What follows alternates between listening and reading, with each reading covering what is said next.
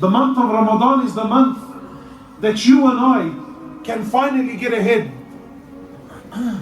The month of Ramadan, my brothers, if you deal with the month of Ramadan correctly, if you give the month of Ramadan its haqq and its rights, wallahi, my brothers, you will go from zero to hero in the month of Ramadan.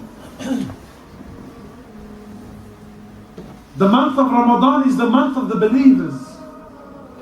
It's the month of Allah subhanahu wa ta'ala where you can reach Him. You see, my brothers, every single act of ibadah, every single act of worship, we know its reward. Or at least we have an idea of its reward. Everything we've been told, that if you give charity, Allah will do this. If you pray, Allah subhanahu wa ta'ala will give you this. If you look after your mother and your father, well, Allah subhanahu wa ta'ala will compensate you. Every act of worship we've been told about, except for the act of fasting. Allah subhanahu wa ta'ala says, fasting is for me, and I shall reward him. I shall reward it accordingly. For the one that fasts, there are two celebrations. The celebration of when he breaks his fast, when he sits down with his family and he breaks his fast, that's the first celebration. The next, the Prophet of Allah says, the next celebration is when you stand in front of Allah and you see the reward of that day that you fasted. Such is the month of Ramadan. The month of Ramadan is the greatest month of the year.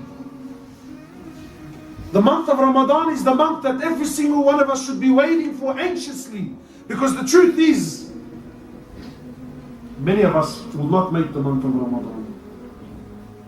You know, I've given the talks of Ramadan many times. Sometimes it's 2 weeks before, sometimes it's a couple of days before. I remember a few years back home in Sydney, we had a brother with his cousin and a girl in the back. They had a car accident the night before Ramadan and they all died. So the reality is you and I haven't been promised anything.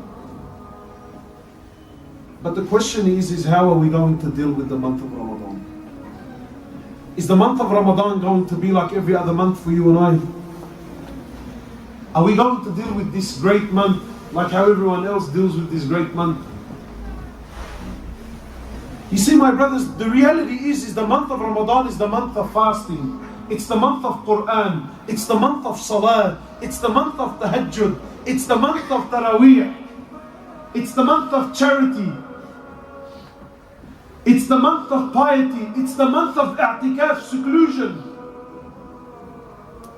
The month of Ramadan is the month that every single one of us is supposed to say goodbye to the world and connect himself to Allah subhanahu wa ta'ala. The month of Ramadan is the month where every one of us is supposed to put his head down and work and work and work and work and work, and he doesn't raise his head until the day of Eid. But unfortunately today it's the exact opposite. Today the month of Ramadan has become a festive month. It's a month of celebration.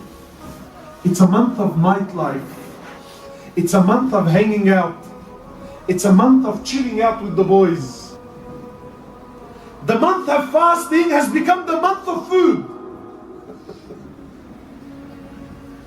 The month of Tahajjud has become the month of hanging out. The month of the Quran has become the month of gossip. Did you see? Did you hear? Did you go? Did you come? Tell me what's happening. Tell me what's on the ground. And Muslims, religious Muslims now, we wait for the month of Ramadan. Brother, I love the month of Ramadan. MashaAllah, why do you love it? There's just this buzz in the air. And Allahu Akbar. And what do you do with this buzz? I do anything and everything except which Allah subhanahu wa ta'ala wants me to do. You see, my brothers, one of the names of the day of resurrection is the day of regret.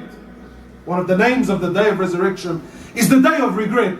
Why? Because on that day when you stand in front of Allah subhanahu wa ta'ala and you realize the opportunities that Allah gave, the chances that Allah subhanahu wa ta'ala gave, the amount of time that we wasted, the amount of bounties and blessings that Allah gave me and I rejected, you will see the weight of all of this when you stand in front of Allah subhanahu wa ta'ala. Today, now, when you and I think of last Ramadan, the Ramadan that, yeah, it came and I didn't do much. Now, today, when you and I talk about it, big deal, you know, better luck next time. Habibi, now you can have that conversation. But when you stand in front of Allah subhanahu wa ta'ala and you realize the opportunity that Allah gave you and you realize how you wasted it, Allah says on that day people will be biting on their fingers. That's the day.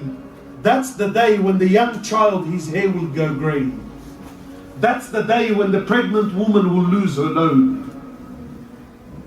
That's the day when people will be walking around like they're intoxicated. Allah says, nay, they are not intoxicated. Rather, the severity of that day has driven people insane.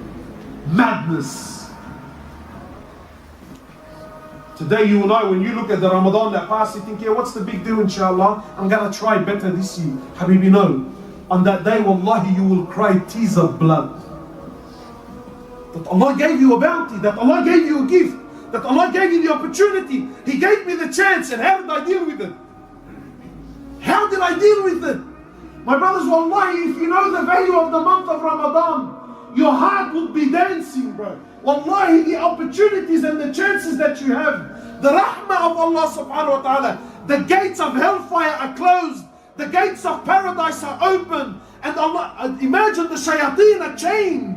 This is your chance, this is your moment, this is your opportunity. And where are we, brother? We're in shisha bars, we're playing cards with the boys, we're going for drives. You know, it's not very popular here, but come, wallahi, come to Sydney.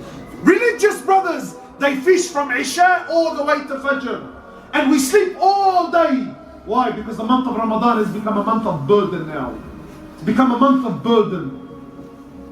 Hanging out with the boys, catching up with friends and family. It seems nice on the outside, trust me. It seems very nice. The month of Iftar, you invite me and I invite you. And who cares about Maghrib in the masjid? And who cares about Isha in the masjid? No, let's sit down and chit chat. You know, wallahi, it's enough that we're all cracked all year round. Then the one month that Allah is basically giving you a free ticket. What do we do with it? What do we do? Personally, this is not a sunnah. Personally, for me, the month of Ramadan, forgive me, the hell with my wife, the hell with my kids, the hell with my friends. Habibi, this is my month. Please leave me alone. Don't invite me, don't call me, don't text me. I'm not interested. Leave me alone. This is my chance, man. I tell my wife, no cooking in the month of Ramadan. Basic foods, bro, basic foods. Any food that takes more than half an hour to prepare, I'm not interested in it. Today, in the month of Ramadan, our wives get together and they spend hours in the kitchen. Hours is what you have no idea, my brothers. You know, let me tell you something. You know, lately I've been saying this to the brothers. You know what's killing this ummah? It's not haram. Haram is not killing the ummah. Haram, we already know what's haram. Haram is haram, it's clear. There's always guilt when you do it. You know what's killing the ummah? Halal is killing this ummah. It's halal things that are wasting our time, wasting our efforts. Yeah, it's halal. No shaykh can tell you it's haram. But it's lahu, it's wasting your time. It's killing this ummah.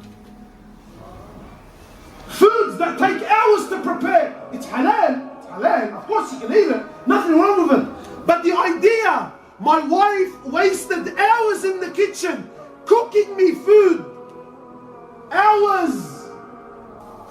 He says halal is like medicine.